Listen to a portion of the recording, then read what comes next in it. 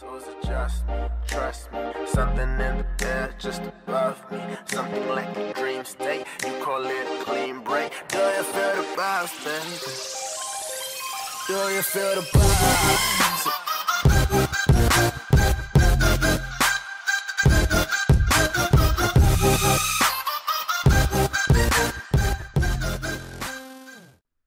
Hey, Expedition, now I'm rocking with KORX, Kal-El, the last son of Planet Xbox, and you're listening to Super Podshots. Yeah, man, I apologize. I know I've been away for a while, longer than expected. Holiday season, family, did a couple guest spots on Weapon Wheel podcast, things like that. Shout out to those guys. Really appreciate them inviting me on the show. But, I'm back, man. So I'm going to try to drop 2 shows this week before we get to the Christmas holiday next week. Today I want to talk about just 2 things in particular. The first thing I want to talk about is my man Kojima finally getting his freedom.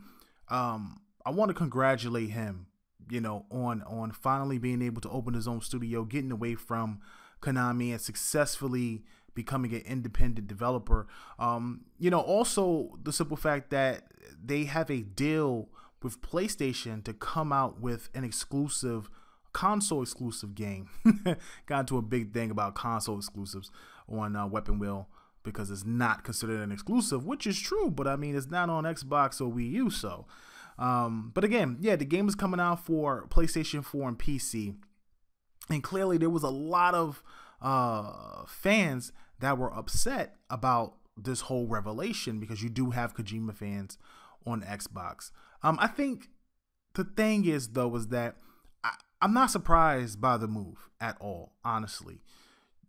Kojima has always been I guess you could say he's always been in the corner of Sony since early on in his career, and that's very clear. So him doing something with Sony as soon as he comes out of Konami makes sense. And I wonder if it was Konami, and it probably was Konami, that was maybe forcing him to put Metal Gear Solid on the Xbox platform, to bring it to the Xbox platform instead of it continuing to be an exclusive on a PlayStation 4. And now with his own freedom, he can go back to doing what he wants to do. Now, I'm not saying that, hey, he may make another game for the Xbox platform in the future.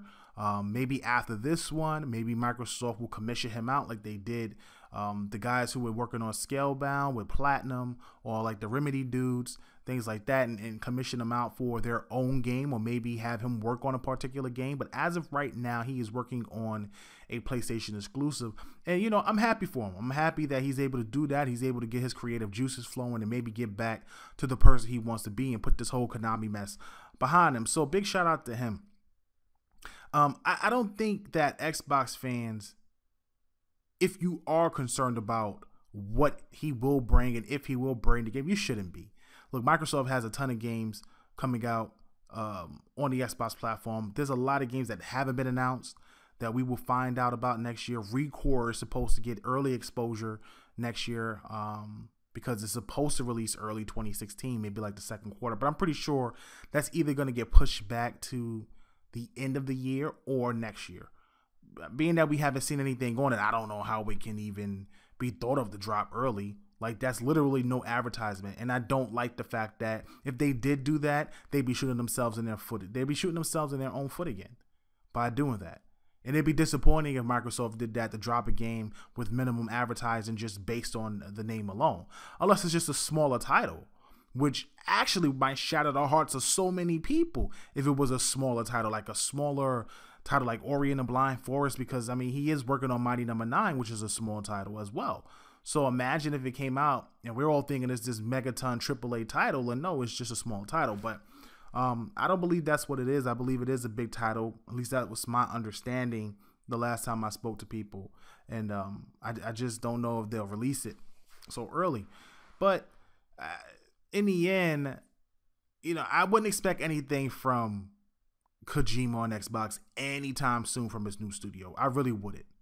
I wouldn't be looking forward to it, and I wouldn't be looking forward. This game that he's about to work on, and we all know how Kojima works, this game ain't coming out to the next Xbox.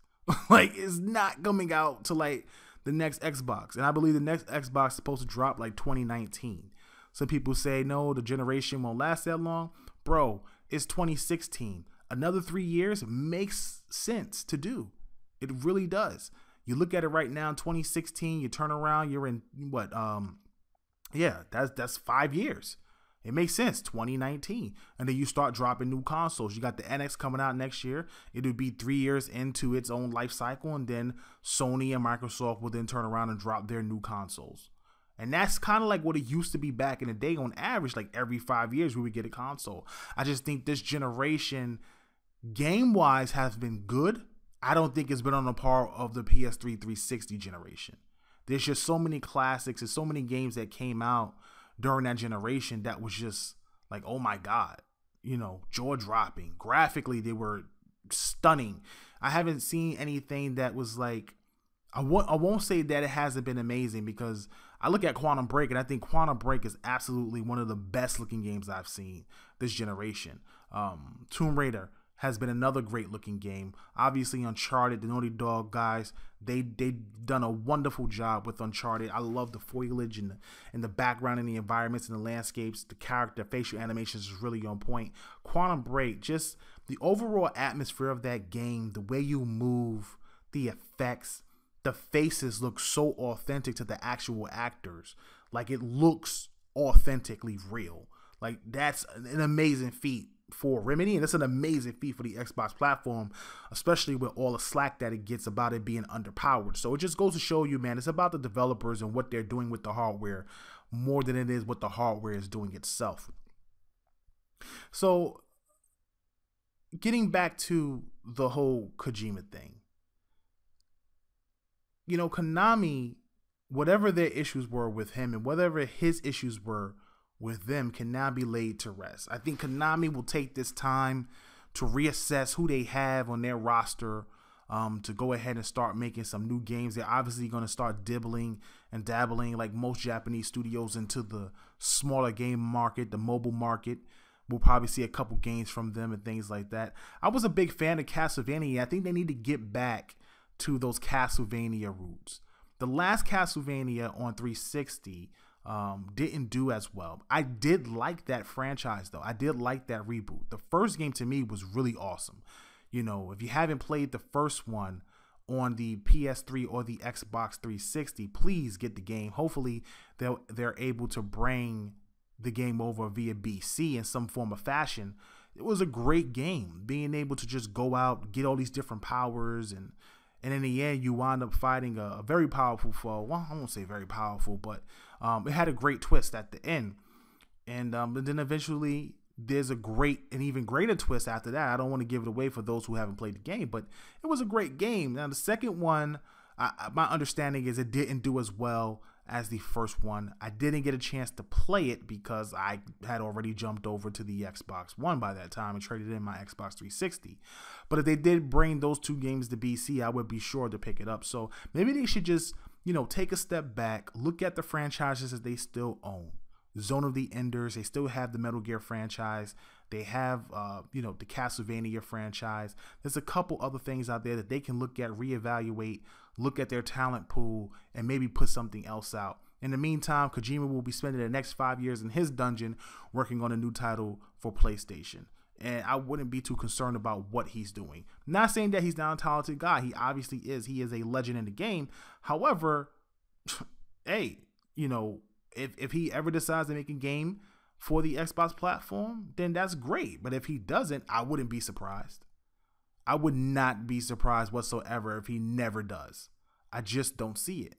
And then on top of that, you look at Japan and how Japan really has no interest in the Xbox One platform. And I think that with the next Xbox that they come out with, I really believe that what Microsoft has to do is make a smaller box. I'm not comprehending why they aren't making smaller boxes. Every box we have gotten has always been a larger box. Most of the time, except for the PS3, the fat PS3 before it shrunk, the original PS3 was bigger than a 360. But they were able to go ahead and put out a slim version, and that wound up becoming smaller.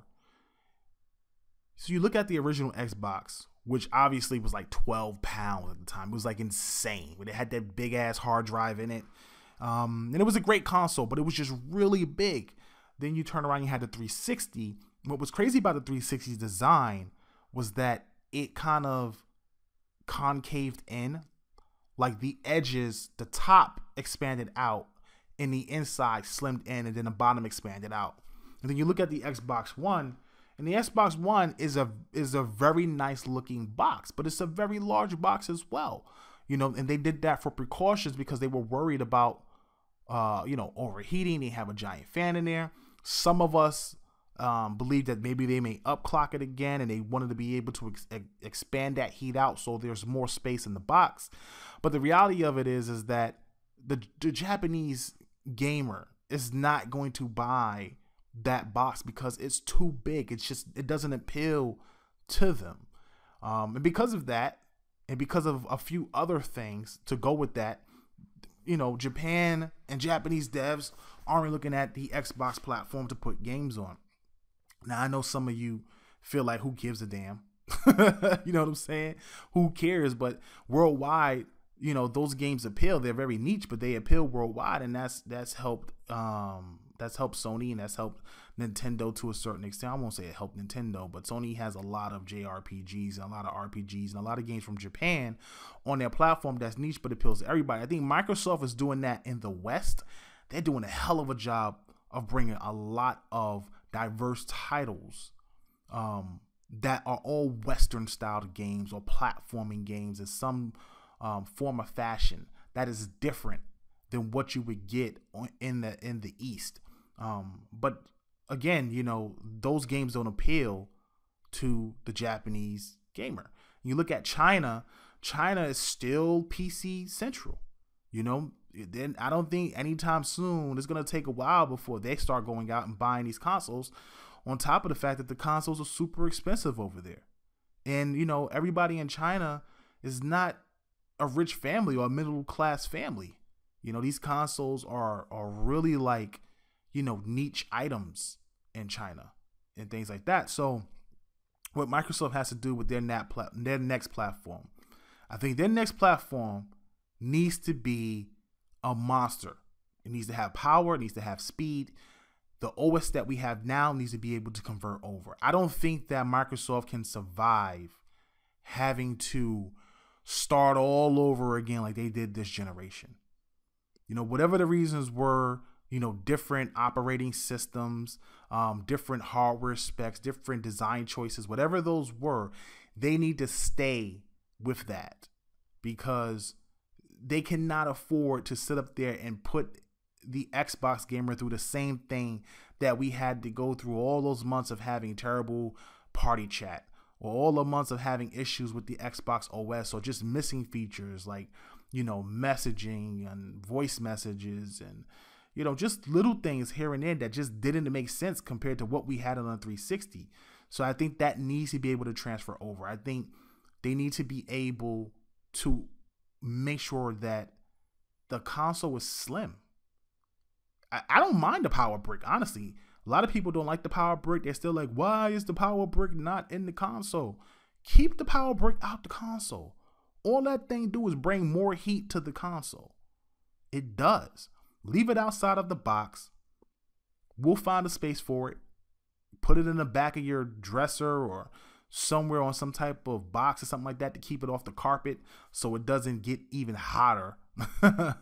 You know, but I think that they need to leave it outside the box and make the next Xbox slimmer so it appeals to everyone. There's a space for it. Make sure that the damn thing can sit up. I'm not a fan of things sitting up, but there's people out there that prefer it because then they can slide it in between something or right next to the TV and it fits right in. Obviously, game-wise, I think Microsoft's already on the right track. I have nothing to say about what they're doing game-wise. I think that they are building a very strong portfolio. I think they're bringing back a lot of games that fans want. I think we'll get more of that. We'll get more new IPs, and I think that's a great focus. So, I mean, like I said, this all relates back to the whole Kojima situation, because I know a lot of guys read the news today about what was happening with that and him forming a studio and the whole thing with PlayStation and stuff. And that's great. Like I said, that's great for PlayStation. I think they need They need games like that. They really do. Unfortunately, though, there was a conversation on Twitter that was said between Yoshida and Ryan McCaffrey from IGN. And, his concern was that, when they announced that Kojima was going to be doing an exclusive for PlayStation 4, his thoughts were, what the hell was Microsoft doing? Why didn't they reach out? And putting on the blame on Microsoft. And I feel like even if they would have reached out, he probably would have not given them the time of day. I really believe that. I truly believe his intentions was to be free of Konami and make this game for PlayStation. They've had a long relationship since the PlayStation 1. He's very, very well liked over there. He's like family to those guys. I just think that him trying to do something with Microsoft first is like blasphemy. That's blasphemy. That's just blasphemy. So I just don't see it happening. So the crazy thing about it is that Ryan McCaffrey comes out and he says, while all this is going on, if Kojima does sign with Sony as rumored, my first thought will be, did Microsoft even pick up the phone and call him? And my answer to that is, even if they picked up the phone and called him, he wouldn't have answered. Like, he's not going to answer. And even if he did answer, he wouldn't go. Let me tell you something. As a Japanese developer, the first thing I do once I become independent is not go to an American company to drop my game, let alone an American company that is in second place when it comes to consoles and on the market. The first thing I'm going to do is I'm going to go to my hometown company. On top of that, a company I'm very familiar with, where I've really got my start and blew up with, and where the majority of my fans are. And again, they have the most consoles on the market. So I can immediately see a profit on my first title as an independent studio. But my issue isn't that. My issue is the simple fact that Shuhei Yoshida turns around and responds, "Hi, Ryan. Why would that be your first thoughts? Do you love Microsoft so much?" Wow. Wow. And you know what's crazy? The crazy thing is that when this got talked about, nobody really batted an eye. There was no news about it. There was no articles about it, anything like that. We just happened to see it on Twitter. Had that been Phil Spencer, let's say Phil Spencer was working with Rockstar. Let's say Rockstar is no longer with 2K. They're now an independent studio. Matter of fact, let's not even use Rockstar. Let's use Respawn. Let's say Respawn's contract with EA is up. They turn independent. The first thing they do is they go with Microsoft and they make a new exclusive, right? They make a new exclusive. And Phil Spencer gets on and he says, "Hey, Greg, why would that be your first thought? Do you love Sony so much?" Do you know the press would have a field day with those comments? Oh my God, don't let it be Aaron Greenberg. Don't let it be Greenberg. Oh my God, don't let it be Major Nelson or something like that. Could you imagine the repercussions that would happen if they said that? Nobody bats an eye at that though. And I'm not trying to make a big deal out of it. I'm just saying that people don't see the double standard in some of the things that's happening in the industry and stuff like that. And then he goes on to apologize. What are you apologizing for? I didn't even understand what you're apologizing for. Are you that scared of this dude? What are you apologizing for, bro? The man asked you if you love Microsoft so much. Yeah, I do. And so what? You're a journalist. If that's how you feel, that's how you feel. You shouldn't have to apologize for that. And if you don't, you say, "No, I don't." And you explain yourself. But you don't have to apologize for that. I don't understand why people are sorry for expressing themselves. Yes, your freedom of speech. If you offend somebody, that's fine. You offended them. If you want to apologize for offending them, that's fine. But you already said how you felt. That's the truth of how you feel. So my thing is that, there's no win for Microsoft in this battle, at least not this generation. They need to really focus on what they're going to do next gen. Continue to build a portfolio that they're building so we can get the next Quantum Break, the next Scalebound, the next Recore on the next Xbox platform with those sequels or those endings or whatever, the final games or whatever it is that they'll release on the next platform. Continue to build the OS so that way when we get the next platform, we don't have to worry about it starting all over again. We have that OS in place. They need to start out with at least a high tier graphics card. And I say this to this day, I feel like both consoles need to start out as powerful as possible, because it doesn't matter that the price point is $500, $600. People say they wouldn't go out and buy the consoles at that price. But let's just get something straight. The casuals are not the ones buying the consoles early on. It's the hardcore gamers that are buying the consoles early on. It's us that goes out and stand online to midnight to pick up the console, bring it home, upload it, and play to 6 a.m. Okay? We know what we're getting when we pay for it. And if you start seeing these games and the graphics are so amazing and the features and everything that they do is so amazing, and they present it to you that it's worth the money, you'll buy it because you believe it's worth the money. As long as the hardware is as good. We all know they're going to take a loss on the hardware, but at least if the hardware can sustain itself until mid-generation, before then it starts to decline by the end, after optimization and everything, the games will still look good later on. I just don't know how far we'll get in this generation before the games just don't look as good or run as well.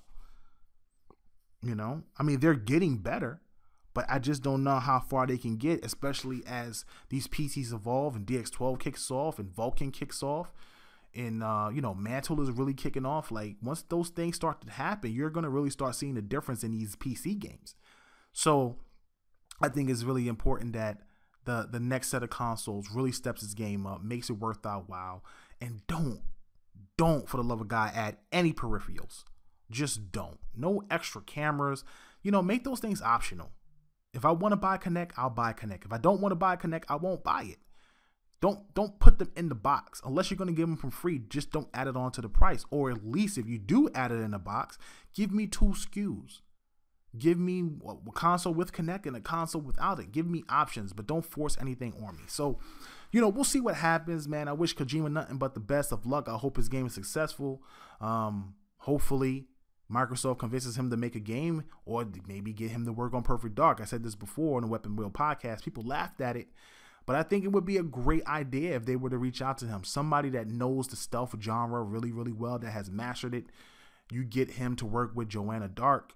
You have this whole Deus Ex feel, but then you got aliens involved and all types of conspiracies. I think it'd be really dope if they were able to do that. If they were. And again, I spoke to Ken about this. If you haven't heard the Ken Lob Show, go check it out.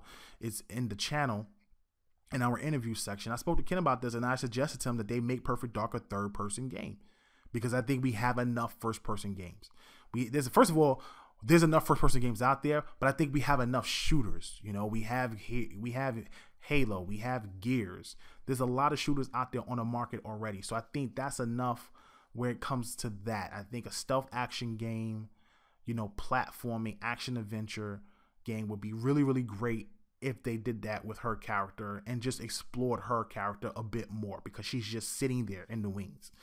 And I think he might be the right guy to bring her back to life. So that's just my opinion on it. Don't get too pissy or pissed off about it, man. We'll see what happens with that.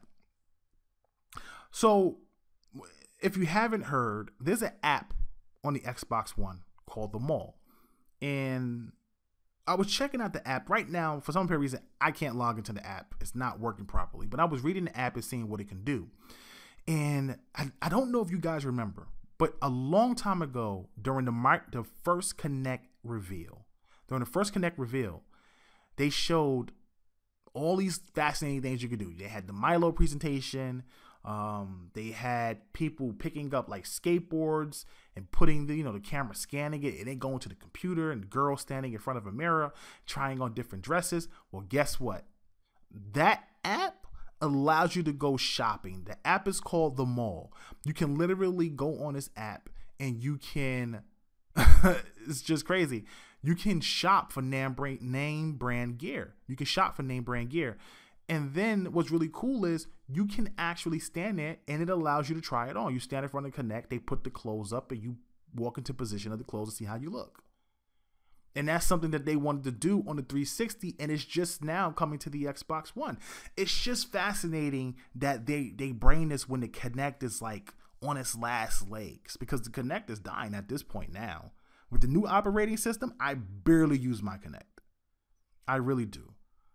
Like, my wife plays Dance Central, and, you know, we use it to work out and do the exercises and things like that. But besides that, I barely use it for voice commands. I barely use it anymore because the operating system is so much better, and it just works much better. And it's easier just to go left and do everything. But it's really cool, man. It's a really cool thing that they have up there if you want to go shopping. They got real clothes up there. It's not like you're shopping at Walmart and you're picking up some generic stuff. No, you can buy some real things, and obviously pay for them on the Xbox. They'll ship it to your home and things like that. So it's a really cool feature that they bring. And the reason why I bring this up is because, you know, Eurogamer had this great article on Kinect about the rise and fall of Kinect. And it's an unfortunate situation that has happened to the Kinect, and that the peripheral itself is an amazing peripheral. I mean, the cameras, the way it recognizes voices, the capabilities of it outside of gaming is absolutely amazing. Where it fails is that what it was meant to do initially was to be in motion controls.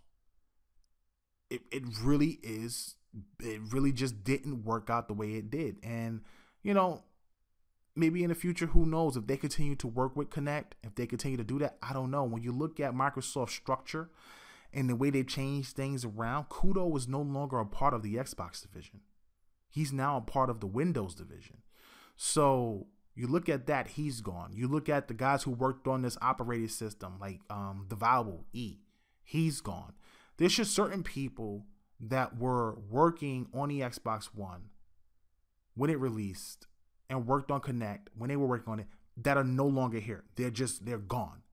You know, Phil's coming, taking over. There's been promotions. People have been moved around. And I think the next Xbox is just going to be crazy. They already have the guy who works on Surface, the Surface tablet and the Surface phone. He's the head of basically the next Xbox One for engineering wise and design wise. And that's really cool, man. I really think that this guy's going to bring it with the next Xbox, because he's been bringing it with the Surface and he's been bringing it with these phones, especially that 950. Whew. I was in the Windows store the other day. I'm at the Microsoft store the other day. That 950 XL, boy, that thing is light. That phone is light and fast.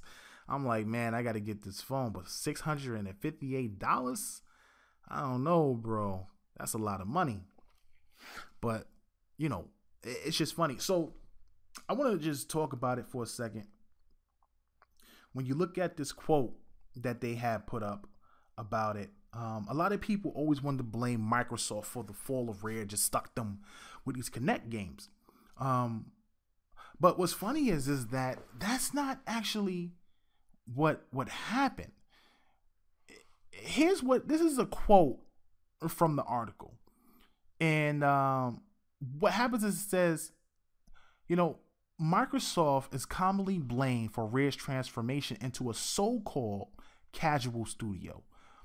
But and this is the person who they're, you know, talking with, Price, this guy, his name is Price, feels this is a step too far. Phil Spencer taking the mantle of Xbox is one of the best things that could have happened for Rare. Because he always said to people at Rare, as general manager of Microsoft Studios at the time, do what you want to do and we'll back you. And he always stayed true to his word in that regard. It was people in Rare's management at the time who said, well, Kinect is a great opportunity for the studio.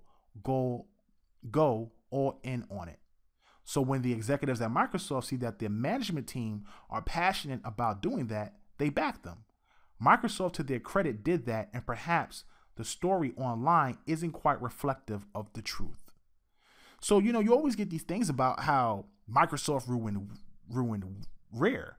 But I think what it is, you know, at the time, Rare saw something that we didn't see. And Don Matrick cut a lot of that stuff out. The original Kinect was supposed to have a processor, and they took it out, you know, because it made it cheaper. And that really hurt it in itself. There was a lot of things, a lot of games that they were working on that was completely different from anything we would have seen on any platform because of the design of it. But, you know, Matrick, he cut it up because it was too expensive and you got to market it. And then I remember they were talking, he said something about how they wanted to make this, the Kinect sports games were different. It wasn't like what we initially got. It was actually different. They had all these different games, you know, from cricket. They had, you know, mountain climbing. They had a game where you would flap your arms like a bird. And a lot of that stuff got cut because they couldn't do it because the processor got removed and things like that. So it kind of ruined the Kinect from the jump. And you had some games that worked well. And when it first dropped, it did its job, man. It sold a lot. I think that thing sold like 24 million Kinects lifetime for the original Kinect. 8 million, I think, in I don't know, what was it? 8 million in, I can't remember the day. I think it was like 8 million in a week or something like that, or 8 million in a month. That is insane, you know, for it to do that. But then he goes on and says, every company makes mistakes and people forgive certain companies more than others.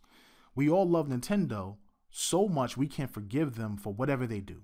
We'll always forgive them the day that the next Zelda comes around. Everybody likes to create this narrative that Microsoft are evil, and that's not the case. They were very supportive. I guess there were a few people who have since left who thought I wanted to be working on this game or my pet project, and I didn't get to. And they've kind of painted a picture that is all Microsoft's fault.